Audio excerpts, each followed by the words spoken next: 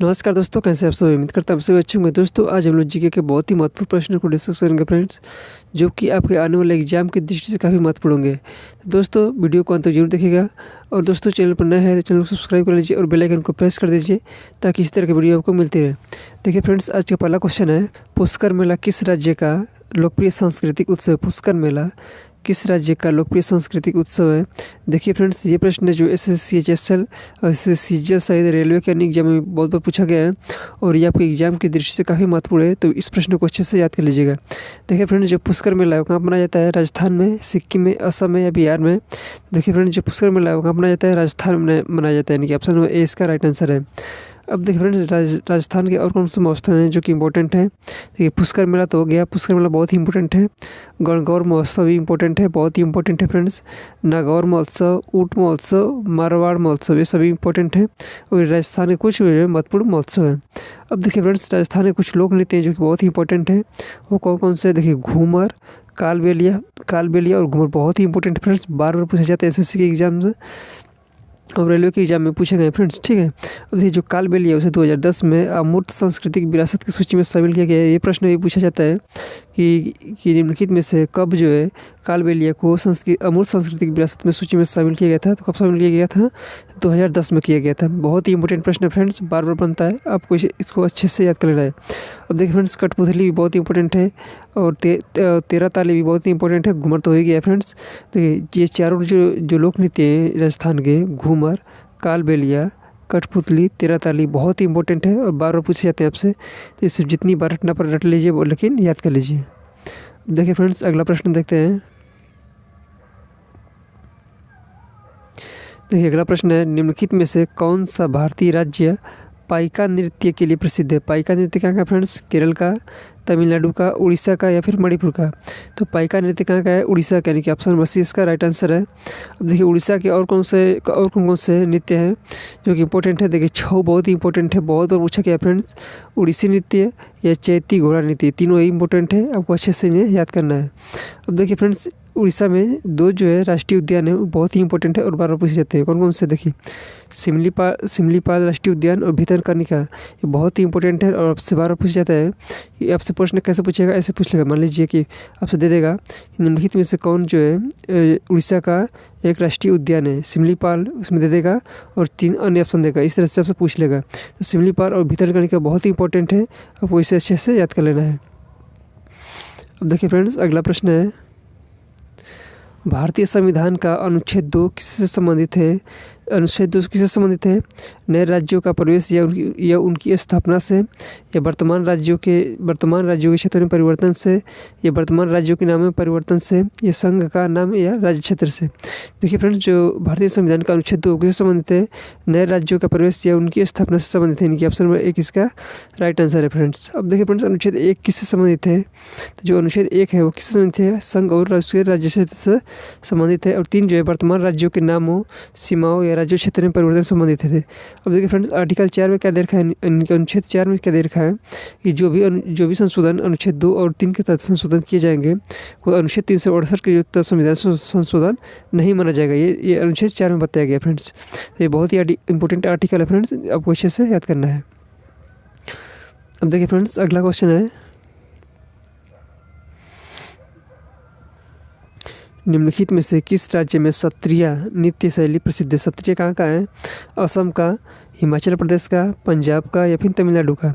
तो सत्रिया कहाँ का है फ्रेंड्स? असम का, नहीं, ऑप्शन नंबर 1 इसका राइट आंसर हो जाएगा। अब देखिए सत्रिया की शुरुआत किसने की थी? बहुत बार पूछा गया प्रश्न है फ्रेंड।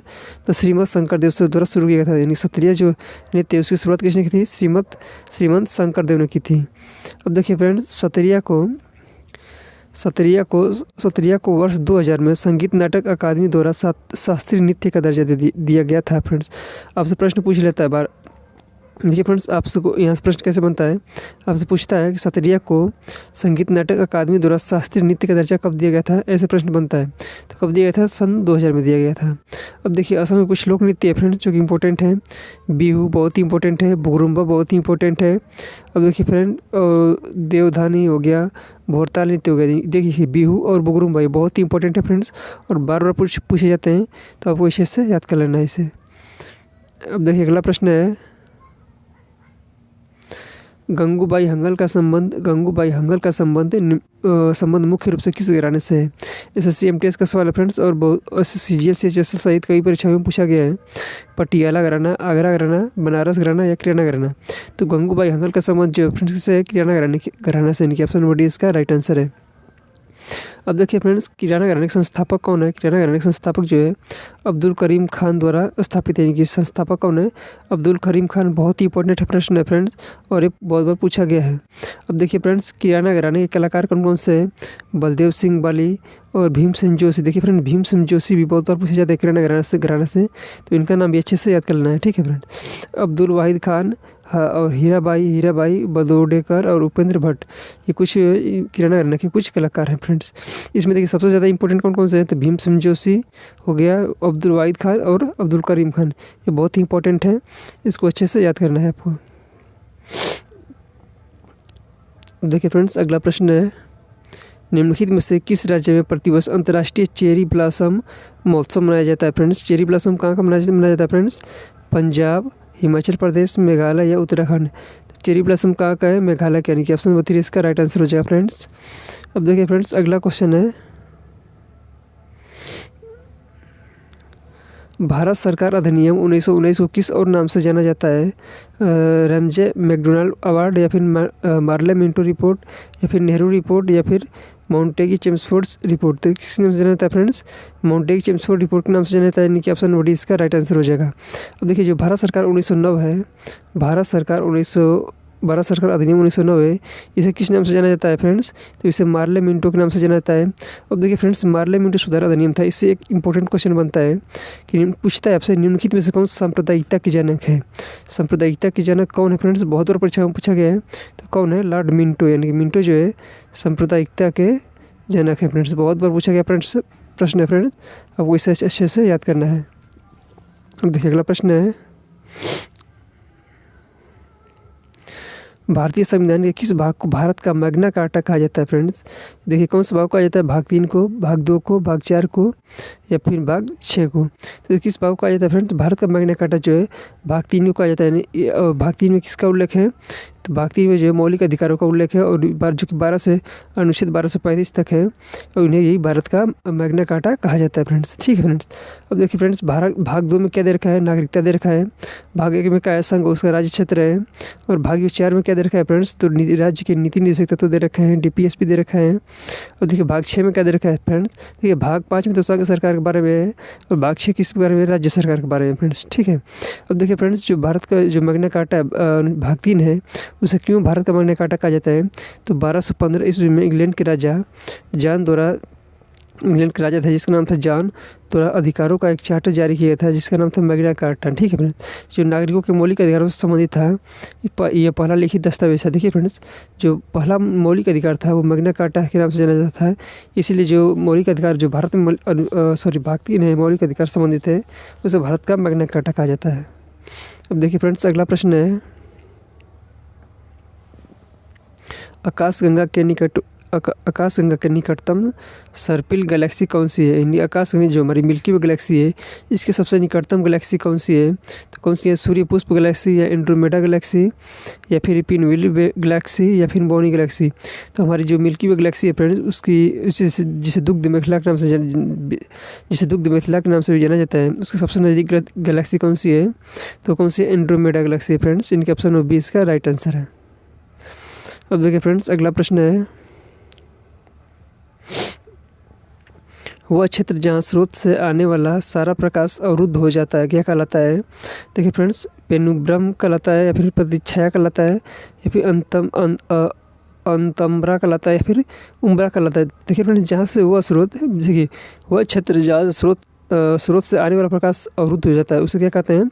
उम्ब्रा कहते हैं, यानी कि ऑप्शन नंबर डी इसका राइट आंसर है। अब देखिए अगला प्रश्न है, सितारों में प्लाज्मा बनने का कारण क्या है? सितारों में प्लाज्मा बनने का कारण क्या है? बहुत कम तापमान, बहुत अधिक तापमान, या उच्च गुरुत्वाकर्षण, या फिर सूर्य से दूरी? तो सितारों में प्लाज्मा बनने का मुख्य कारण क्या होता है फ्रेंड्स? तो बहुत अधिक तापमान होता है, यानी कि ऑप्शन नंबर 20 का राइट आंसर हो जाएगा, ठीक है। अब देखिए अगला प्रश्न है, निम्नलिखित में से निम्नलिखित में से किसने लोधी वंश की नींव रखी थी, या फिर किसने लोधी वंश का संस्थापक माना जाता है? इब्राहिम लोधी, बहलोल लोधी, सिकंदर लोधी या फिर जलालुद्दीन लोधी? देखिए फ्रेंड्स, जो है बहलोल लोधी था, इसे लोधी वंश का संस्थापक माना जाता है और इसी ने ही इसकी नींव रखी थी, यानी कि ऑप्शन नंबर 2 इसका राइट आंसर हो जाएगा। अब देखिए फ्रेंड्स, अगला प्रश्न है और आज का लास्ट प्रश्न है, किसी राज्य में मंत्रिपरिषद की नियुक्ति डॉट यानी खाली स्थान है यहाँ बनना है आपको, के परामर्श से की जाती है? किसके परामर्श से जो है मंत्रिपरिषद की नियुक्ति की जाती है किसी राज्य में? अध्यक्ष की, या फिर मुख्यमंत्री की, या फिर उच्च न्यायालय की मुख्य न्यायाधीश की, या फिर राज्यपाल की? तो देखिए फ्रेंड्स, किसी भी राज्य में जो मंत्रिपरिषद होती है उसकी नियुक्ति किसके परामर्श पर होती है? मुख्यमंत्री के परामर्श पर होती है, यानी कि ऑप्शन नंबर जो 2 हो जाएगा, इसका राइट आंसर हो जाएगा। तो फ्रेंड्स, आज के लिए इतना ही, मिलते हैं अगले वीडियो में, तब तक के लिए जय हिंद।